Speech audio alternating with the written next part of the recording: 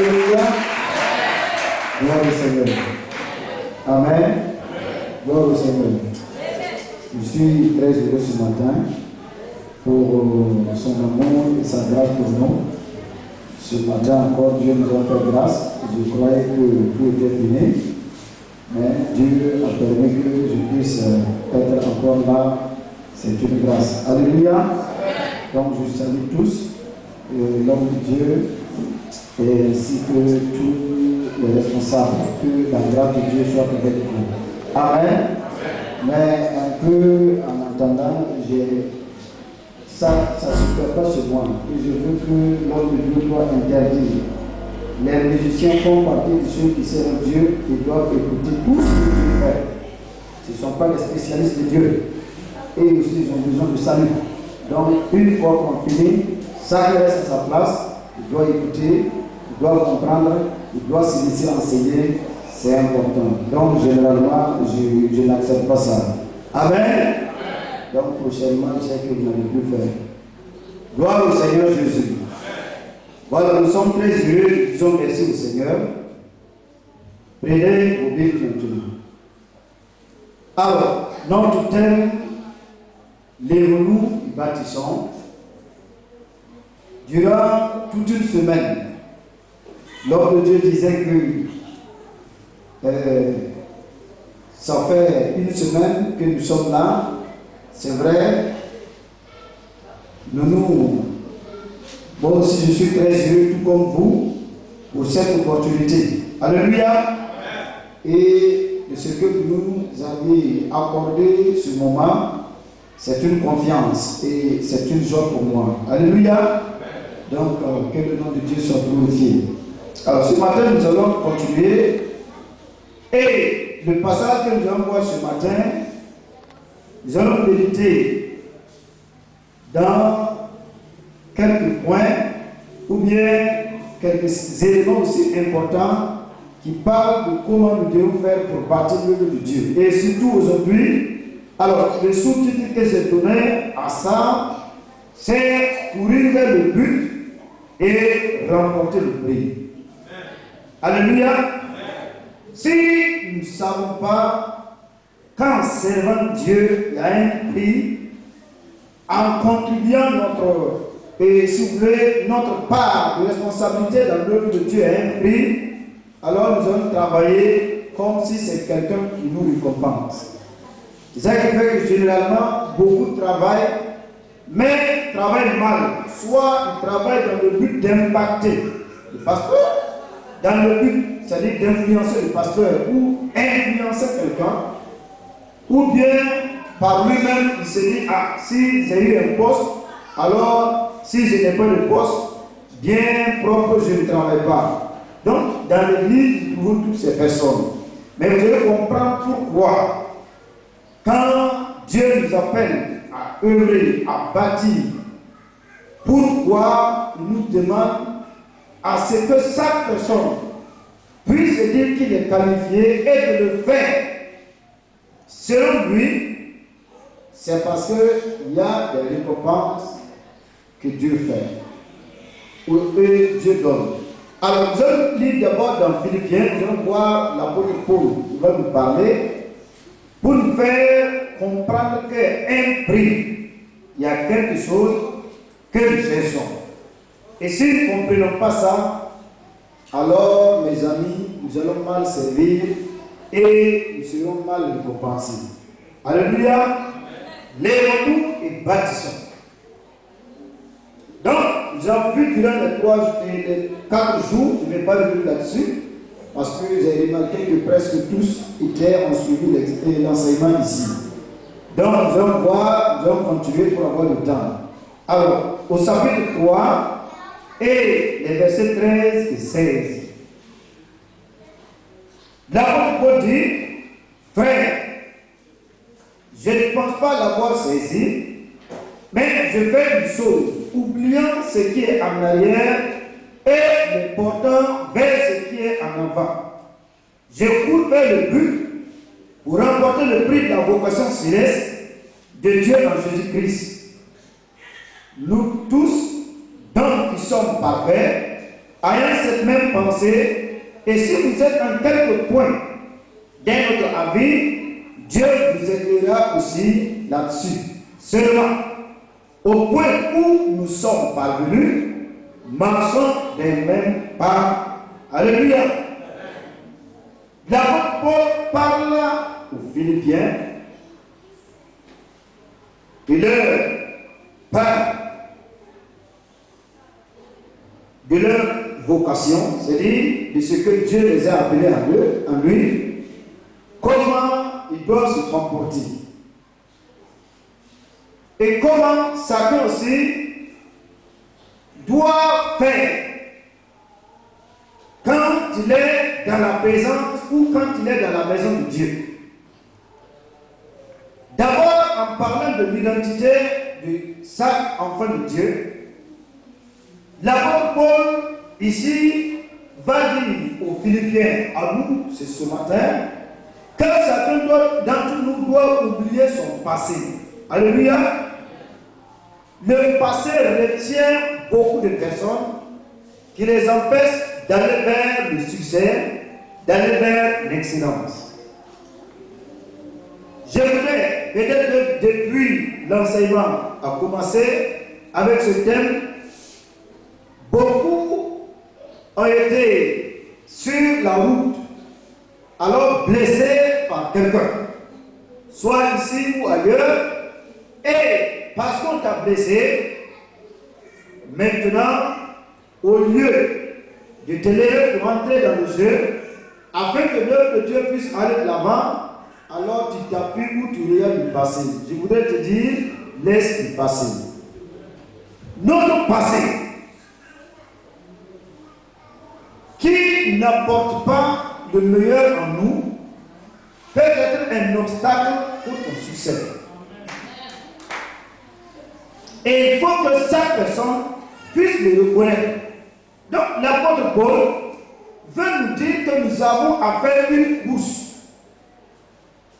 Et cette course-là, si nous voulons réellement gagner, parlant de course, de l'athlétisme ici, course, on parle des buts à atteindre, on parle d'un objectif à atteindre, on parle d'un prix que nous devons recevoir.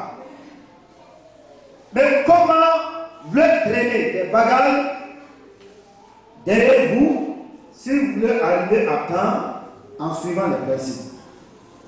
Ce n'est pas possible. Nous avons vu comment les membres du corps fonctionnent. Et je voudrais que tu puisses comprendre la pensée de Paul ici, parce que Dieu nous a appelés. C'est ça d'abord qu'il faut saisir. Et si Dieu t'a appelé et il m'a appelé, il t'a confié une mission en tant que membre du corps de Christ, il t'a confié une mission. Et Dieu t'attend au bout. Et au bout, il y a une récompense. C'est pourquoi il appelle ici à l'union. Donc, il dit au point où nous sommes parvenus, marchons d'un même pas. Accepter. Alléluia. Accepter la vision que Dieu a donnée. Pour qu'ensemble nous puissions atteindre. Pour qu'ensemble nous puissions arriver. Mais ici, je vais voir que nous allons parler plutôt de la vie de tout un chacun. Comment chacun doit se comporter pour avoir le prix. On ne sert pas Dieu réellement sans que Dieu nous soit reconnaissant de ce que tu as fait. Ça, c'est pas possible. Non, ça, c'est pas Dieu. Dieu est toujours reconnaissant. La Bible est claire. C'est pourquoi l'apôtre Paul dit, si nous voulons aussi agir ou bien travailler ensemble, c'est une course pour tout un chacun. Mais il dit aussi, il faut que chaque personne, en utilisant toujours le terme de l'athlétisme, ici il dit, dans 1 Corinthiens 9, il dit que chacun doit courir selon les principes. Il doit courir s'il veut remporter le prix. Il doit courir à la manière dont ils ont dit de courir, en posant les principes, les règles du jeu. Si nous courons parce qu'il faut courir, alors il dit, en ce moment tu ne gagnes rien. Tu as couru, oui, tout le monde court, tu cours. Nous courons et en réalité, tu as couru mais tu n'as rien reçu. Comment nous sommes, Dieu nous a appelés dans sa maison. Et Dieu t'a donné une mission. Dieu t'a montré ce que tu dois faire pour que son œuvre avance. Et toi, tu ne fais pas ce que Dieu veut, mais tu fais ce qui te plaît. Non. Qui va te couronner? Je te pose la question. Qui va te donner le prix? Qui va te donner le prix? J'ai été dans une église où j'ai vu un homme m'a parlé de lui. C'est un des responsables qui parlait. L'onction que le jeune homme avait. Quand ils étaient dans le groupe, ils priaient ensemble. À un temps donné, alors ils se séparent un peu de l'église. Alors, en moment qu'il avait l'onction, un jour il a fait un jeûne, pour rompre son jeûne, il est arrivé, il regarde le cocotier, il regarde les cocos frais qui sont en haut, il dit, coco. Et ce grappe de coco est quitté en haut à terre. Ils ont pris, ils ont commencé à casser pour boire. La puissance, la foi qui s'est manifestée. Mais quand tu regardes cette vie qu'il a eue, et à la fin, lui qui est en train de prendre, soit disons, qui vit dans l'alcoolisme, alors il a couru, oui, mais quel prix il a eu? Est-ce que c'est une décoration ça? Nous sommes dans les derniers mois, le mois de décembre. Tous les pays du monde, chaque pays va commencer à donner, à décorer, si vous voulez, à élever à un rang certaines personnes qui ont œuvré pour la nation, toutes les nations. Oui ou non? C'est ce prix-là qu'on veut. Parce que ce sont des gens que, alors la nation regarde et dit, mais telle personne a travaillé réellement pour que la nation puisse arriver là où il est. Il a contribué, il a contribué. Dieu aussi attend pour voir ceux qui me servent là, qui sont ces personnes qui œuvrent de manière à ce que je puisse le couronner. Il y a un prix. Si nous travaillons bien, si nous gérons selon la voie de Dieu, alors, mon ami, Dieu ne peut pas ne pas te couronner. Ça c'est impossible. Donc, il faut que tu saches que le temps choisi t'appelle à l'action. Amen. Impacter l'œuvre de Dieu, là où Dieu vous a mis. En étant quoi? En étant loyal. Une fois que la loyauté quitte, ce serait comme ce jeune homme que je viens de dire. Pourquoi? Quand vous lisez dans Apocalypse 3:11, il dit à cette église, il dit, mais attention, pour que quelqu'un d'autre ne prenne pas ta couronne. C'est ça. Il y a des couronnes qui sont posées. Tu es venu, tu es dit, bon, ok. Alors, tu es là, tout le monde dit oui, nous allons arriver, nous allons atteindre ce point-là. Bon, tu arrives, Dieu te donne le talent que tu dois utiliser. Que ce soit des talents naturels ou des talents spirituels, que ce soit sur le plan financier ou autre. Alors, tu es là, tu dis, mais il n'y a pas de problème, je ne le fais pas. Tu peux ne pas le faire, mais tu trouvais que quelqu'un d'autre viendra le faire à ta place, pourtant c'est toi qui devais bénéficier. Beaucoup de personnes ont perdu leur couronne. C'est pourquoi généralement quand vous avez trouvé quelqu'un vient, il commence à faire cette œuvre, on dit bon, le pasteur dit bon, il faut faire telle autre chose. Il dit non, attends. De la manière, ça c'est l'humiliation, m'humilier. 21, même s'ils quittent, rien ne va bouger. Quand ils quittent là-bas, quand ils reviennent après, tu vas voir, ça boue comme ça, je dirais de l'eau à 90 degrés, 100 degrés. Parce que quelqu'un d'autre vient de prendre ta couronne, tu as négligé, mon ami. Dieu ne va jamais accepter. Mais si vous travaillez, si vous jeûnez pour la gloire de Christ, chacun recevra sa récompense. Je veux que chaque personne, dans le ministère, dans l'œuvre, puisse travailler comme si réellement il sert Dieu et non les hommes. Nous allons voir et cela. Allons dans 2 Samuel, je vais vous faire comprendre quelque chose. Allons dans 2 Samuel. Nous allons voir David. Au soir de la vie de David, quelque chose va se passer. Alors, David s'assoit et ils vont écrire quelque chose. Pourquoi? Avant le verset 8, on va commencer à parler des vaillants hommes de David. Alléluia. Les héros de David. Qui sont ces personnes? Ce sont des gens qui ont été avec David pour accomplir la mission que Dieu a donnée à David. Alléluia.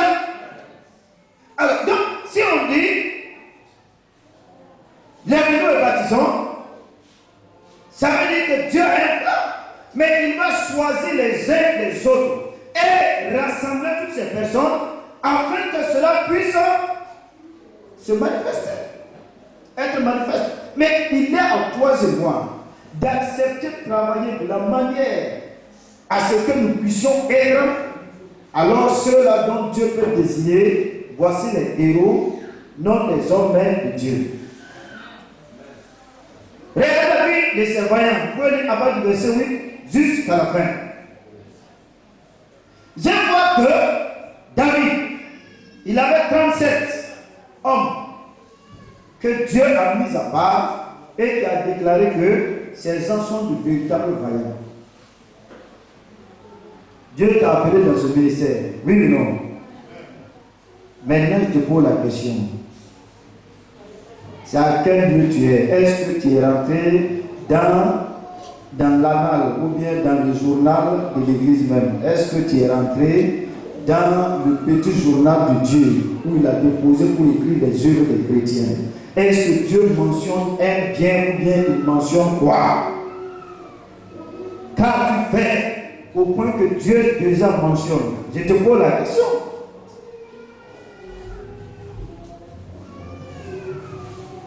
Si tu ne travailles pas, Dieu va écrire quoi? L'église même va retenir quoi? Tu as le talent, mais tu n'investis pas. Tu n'enrichis personne. Tu n'enrichis pas l'œuvre de Dieu. Tu n'impactes pas la vie de quelqu'un. Alors, tu vas te trouver dans quelle position? Voici. Ces personnes sont des gens qui ont combattu. Je vais vous faire comprendre que ce sont les héros de David. On peut les appeler les vaillants de David. Mais en réalité, ce ne sont pas les vaillants de David. Ce sont les vaillants de Dieu, les héros de Dieu qui ont accompli le plan de Dieu dans la vie de David.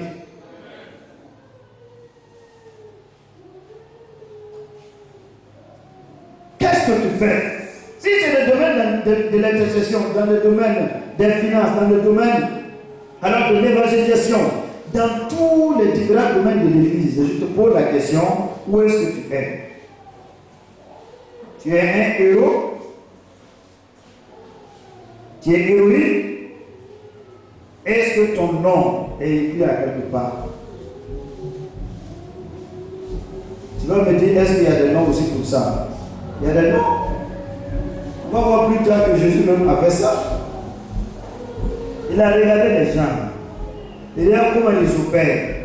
Après, il dit toi, non, vos noms sont écrits et ça c'est pas suffisant. Hein. Au ciel, là où je vais m'asseoir, vous serez assis avec moi. Oui. C'est ça. C'est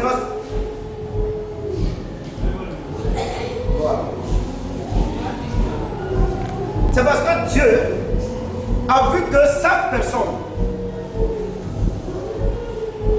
a travaillé de la manière à bâtir ce qui avait été déjà programmé. Et si vous acceptez ça, vous irez loin. Si vous obéissez, alors vos noms seront écrits. Non pas seulement dans ce ministère, mais même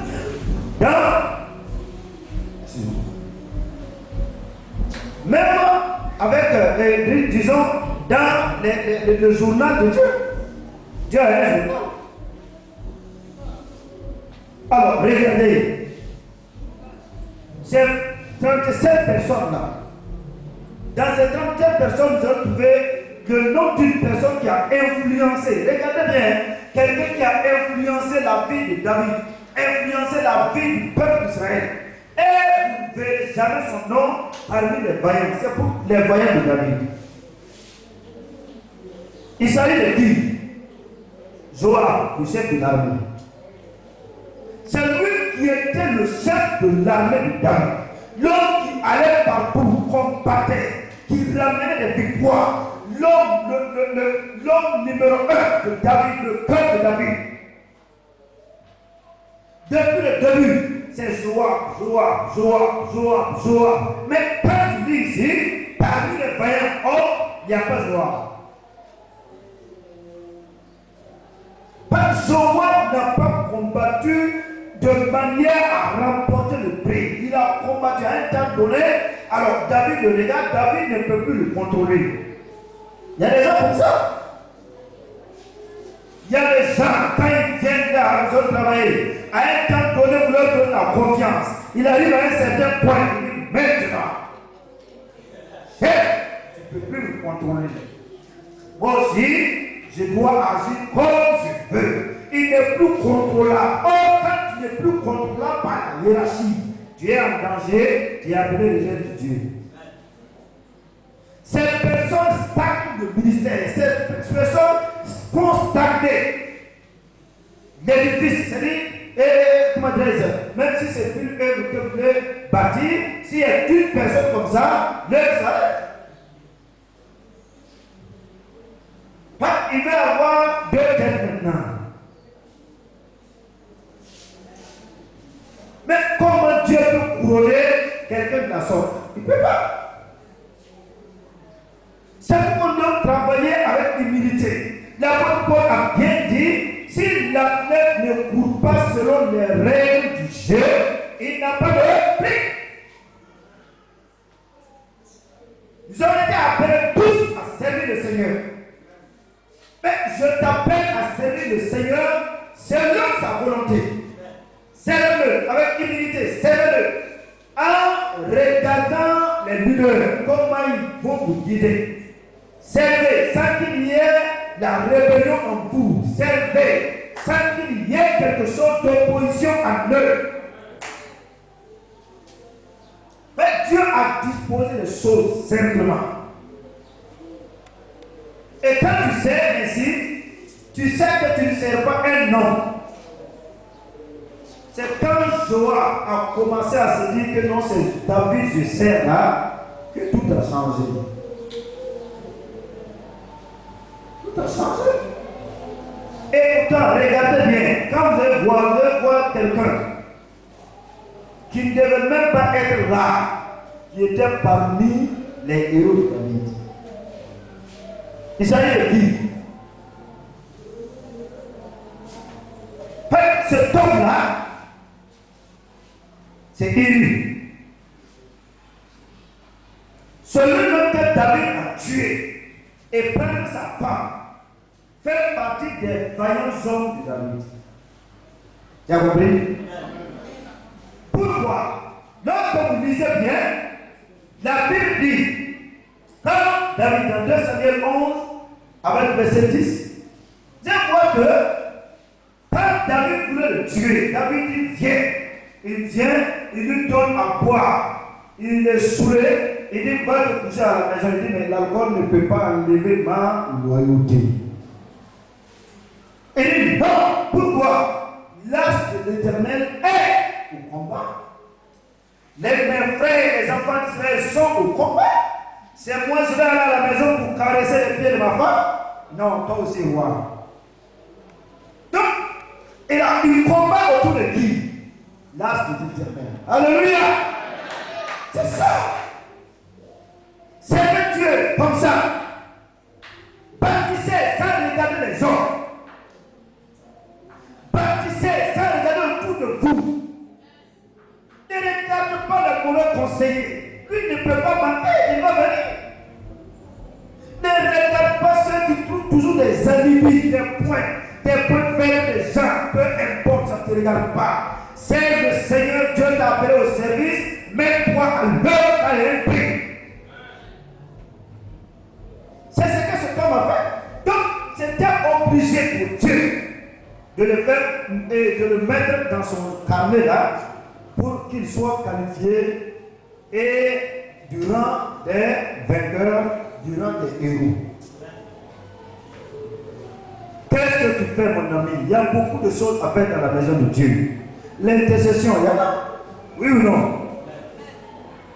Il y a ici le service au niveau des instruments, des chants et autres. Il y a beaucoup de choses à faire. Il y a l'évangélisation. Tu peux évangéliser. Tu évangélises. Dieu t'a appelé à ça, commence. Tu es centre, fais-le.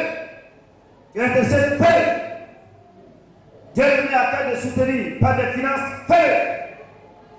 Alors les petites questions et les qu'est-ce qu'ils vont dire ne te regardent pas. Tu fais toutes choses à la gloire de celui qui t'a appelé. Si nous servons comme ça, mes amis, si nous donnons notre cœur, Dieu va nous bénir, mon ami.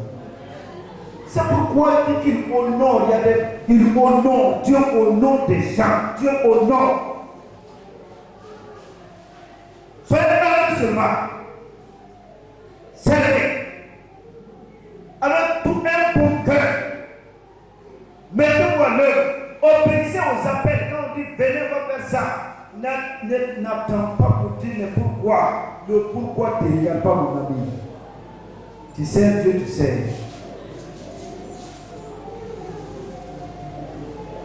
Alors, donc, c'est pourquoi ils ont mis son nom. Et Jésus même a fait ça avec ses disciples. Les rois dans Luc 22, regardez ce que Jésus a fait. Alors, avec ses disciples, lui-même va reconnaître que ces personnes ont travaillé. Est-ce que la Bible dit que quand le jeune Samuel, il était là, il travaillait, il était sage aux yeux des hommes et aux yeux de Dieu. Mais il y a des gens qui travaillent. Quand vous travaillez, est-ce que réellement vous impactez les hommes? Il y a certaines choses. Luc 22. N'attendez pas le jour de votre mort pour qu'on mente. C'était un bon serviteur de Dieu, c'était un bon enfant de Dieu, il était un bon gentil. Pourtant, il dit dans leur cœur, lui, là, c'est pas la peine. L'insulter les gens, il n'était même pas bon. Ah, même au cimetière, qui va dire autre? Il est bon. Même si tu es voleur, c'est un bon jeune homme. Hein? Ah, c'est un bon, il est bon. Bon. Tout le monde va dire ça. Donc, il faut que nous puissions faire tout pour plaire à Dieu. Amen. Donc, Jésus lui-même et ses disciples, il va leur dire, comme vous allez souffrir avec moi, alors, il y aura un jour où encore nous aussi nous allons nous asseoir et faire la fête ensemble. Gloire au Seigneur. Parce que ces personnes, ces disciples-là, 5 disciples, 5 et enfants de Dieu dans l'église, alors doit tout faire pour se disposer et laisser le Seigneur lui-même œuvrer à travers lui par son esprit. Et le Saint-Esprit est un esprit qui unit et non un esprit qui divise. Et le Saint-Esprit donne à chaque personne le zèle et le désir de pouvoir accomplir ce qui est bon. Donc si nous avons alors cela en nous, et mes amis, nous pourrons accomplir parfaitement cette œuvre. Regardez le verset 28, 22, Luc 22, 28. Vous êtes ceux qui avaient persévéré avec moi dans les épreuves. Vous comprenez ça? Hein? Qui? La reste, c'est ici. Les 12. Ah! Ces épreuves, oui. Il dit, mais dans les épreuves là, vous avez été avec moi. Vous avez tout fait avec moi. Donc, tu veux dire que Christ n'avait pas d'épreuves. Il avait des épreuves. Quand les gens l'insultaient. Mais il se trouve qu'on les disciples disent quoi? Est-ce qu'ils soient leur voix pour dire ce que les gens disent là, ça peut être vrai? Hein? Non! Il disait non, ça n'est pas le problème. Le Seigneur leur dit, faites-vous. Il dit non, nous sommes avec toi. Ce qu'ils disent là, laisse-les. Et à chaque fois qu'on persécute Jésus, est-ce qu'on persécute pas ceux qui sont autour de lui? Et les persécute dans leurs épreuves. Alors, donc ils ont eu des épreuves. Alors même ces choses, les disciples ont refusé d'obéir à celles du dehors. Il y a un homme qui était avec moi hier, il y a un de mes pasteurs qui m'a appelé. Il n'est plus là, il a démissionné, il sort, il s'en va, il fait le tour, il va chez le pasteur, il se déplace pour prendre un car et aller jusqu'à Saint-Pedro pour aller dire faut quitter. Faut quitter. Vite. Vous voyez? Il y a des gens comme ça. Ils ont dit aux disciples comme ça. Ils vont mentir, ils vont insulter. Il y a des gens qui vont dire, toi tu viens de rentrer ici, il faut laisser ça. Nous, on a fait tout, on a quitté. Ah bon? Il n'est pas un bâtisseur. C'était une fausse pierre. Il ne faut pas le considérer. Alléluia. Vous devriez faire tout et accepter. Alors il dit, c'est pourquoi je dispose du royaume en votre faveur, comme mon Père en a disposé à ma faveur, afin que vous mangiez et buviez à ma table dans le royaume et que vous soyez assis sur les 12 sur des trônes pour juger les 12 tribus d'Israël. Alléluia. Tu as compris? Jésus a l'air les disciples. Il dit vous avez tout accepté. Vous avez souffert avec moi. Mais ce n'est pas fini. Hein? Moi aussi, j'ai disposé du royaume pour vous. Là où je vais aller là, la grande table que nous allons faire, les vrais dîners, mes amis, vous serez autour de la table. Et c'est pas tout. Chacun d'entre vous va s'asseoir sur son propre tour. Tu as compris? C'est ça. Nous voulons que Dieu nous aide. Écoutez très bien. Soyez attentifs. Servez Dieu. Il va disposer toutes choses en ta faveur. Il va mettre toutes choses pour toi. Ce n'est pas un homme qui court. Dieu est fidèle. Il regarde, est-ce que tu es loyal? C'est difficile. Quand tu regardes les gens, Dieu les met à quelque part, au lieu d'attendre à être béni, il court avant le temps, il n'a rien reçu. Et regardez, j'ai toujours dit faites attention. Ça, j'ai mentionné ça dans mes enseignements plusieurs fois pour dire aux chrétiens, regardez très bien. Quelqu'un ne peut pas servir Dieu loyalement. Et à la fin de ses jours, Dieu va lui foutre quelque chose de mauvais. Non, il n'a pas été loyal. Si c'est vrai que tu as servi Dieu, au soir de ta vie, Dieu va te faire asseoir et il va te nourrir. Et vous allez voir des gens qui ont servi, ils ont nous étions des chrétiens, on a fait ça, nous étions des diacres, et à la fin de leur vie, au moins qu'ils ne peuvent plus rien faire, même quand il dit enfant, viens ici, enfant va dire tu me fais. Laissez le vieux là, laissez cette vieux là. Tu as fait quoi au début? Tu n'as pas bien servi. Tu ne peux pas avoir un pro, mon ami. Servez Dieu. Écoute bien, aujourd'hui la force, vous pouvez faire ce que vous voulez, mais il y a un temps donné. Alors Dieu va te faire clouer sur une chaise. C'est en ce moment que tu verras si j'ai été honoré par Dieu ou pas. Oui ou non?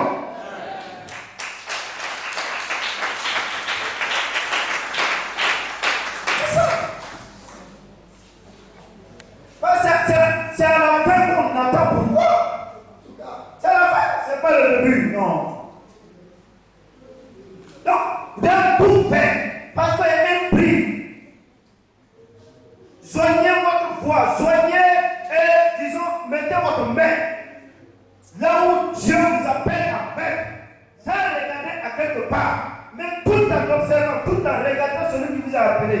Parce que c'est lui au dernier jour ou bien à la dernière heure va te récompenser.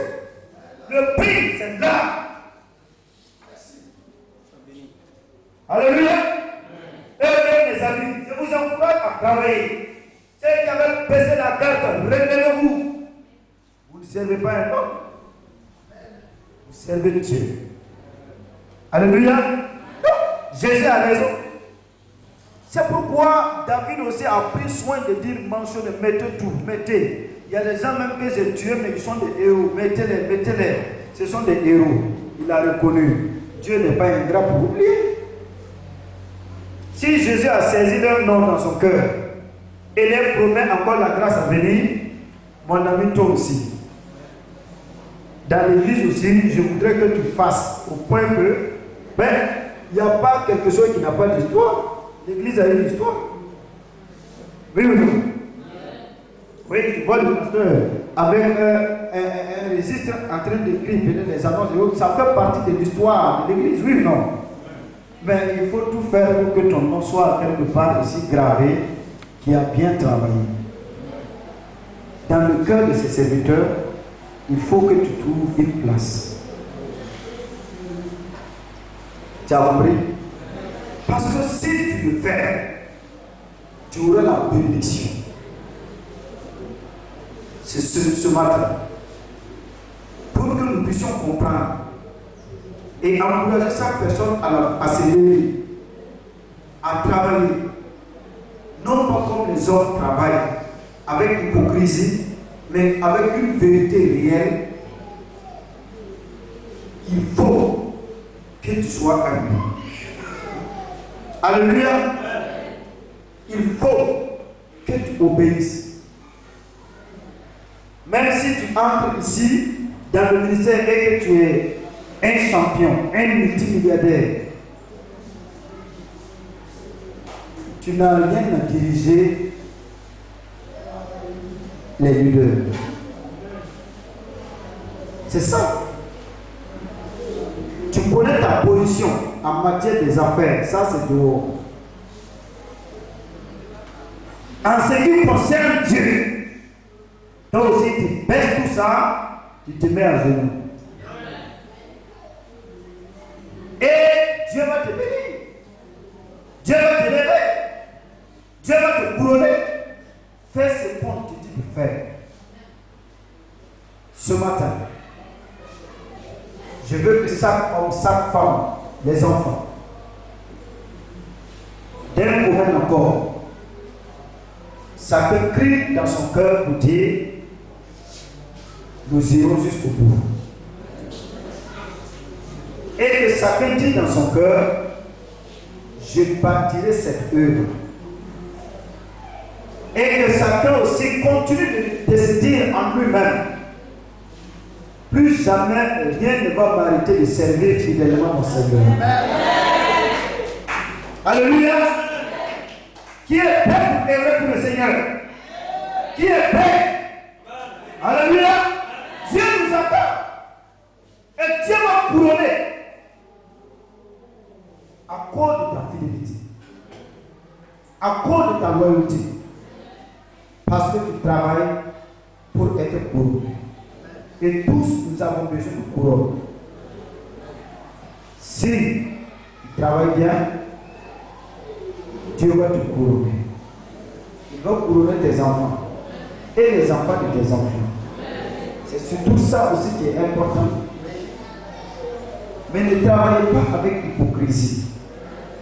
N'ouvrez pas votre bouche si c'est pour détruire ou déchirer. C'est très dangereux. Très dangereux.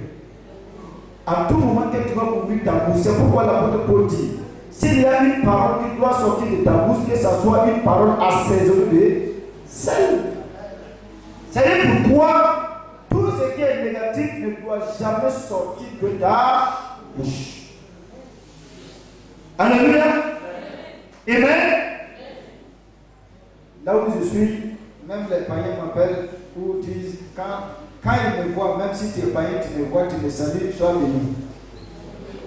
C'est parce qu'à tout moment que je vais te saluer, ou bien tu me dis, ah, sois richement béni, sois béni, même ton téléphone, sois béni. Donc, même ceux qui ne connaissent pas le Christ, quand ils me voient aussi, sois béni. C'est une de mes filles, c'est sa maman, là où elle est dans le quartier, dès que vous habitez là-bas, on dit quartier. Avant, on disait quartier, le lieu là, on disait cabine bleue, c'était cabine bleue. Mais dès que sa maman, ils ont loué leur maison, sa maman est arrivée. Alors, qui nous passe, sois béni. Sois béni. Donc, ils ont baptisé le lieu maintenant, sois béni. Alléluia. Ce que tu donnes, c'est ce que tu reçois. Mais si vous donnez quelque chose à Dieu de tout votre cœur, Dieu aussi te donnera de tout son cœur. Donc ne jouez plus jamais avec le ministère. Ne jouez plus jamais avec votre engagement. C'est un encouragement ce matin, c'est une exhortation. Avant d'arrêter, pour que tu puisses comprendre que si Dieu t'a appelé, ce n'est pas par hasard. L'apôtre Paul nous a dit dans Philippiens 3 que ce n'est pas par hasard. J'avais été appelé. Et oui, et lorsque nous sommes appelés, nous devons tout faire pour marcher dans le même pas. Oubliez ce qui est passé. Les choses négatives, ce qui n'a rien à voir avec, qui peut empêcher l'excellence dans ma vie. Je dois arrêter ces choses. Et maintenant, je dois savoir aussi que Dieu est en train de regarder. Il est celui qui veille. Et si toi, il veille sur ma vie, je dois travailler à la manière à être récompensé, couronné par Dieu. Parce que c'est en servant selon lui que je suis couronné ou que je tiens le prix. Alléluia. Vous êtes d'accord? Travaillez. Tu vas te tenir debout. Je vais prier pour toi. On va lui laisser la place. Ce matin, c'est juste une exhortation pour toi. Pour t'encourager, mon ami. Pour que nous tous nous puissions nous lever comme un seul homme. Afin de révéler l'étendard de l'Éternel. Afin que la main de Dieu, l'œuvre de Dieu, là où il y avait un handicap, cet handicap finisse ce matin. Et que tout ce qui était boiteux puisse se renfermer. Et toi qui ne savais pas comment faire, il y en a assez à faire dans la maison de Dieu. Tout ce que tu trouves bon de faire, fais-le. Lève ta main. Ô Seigneur,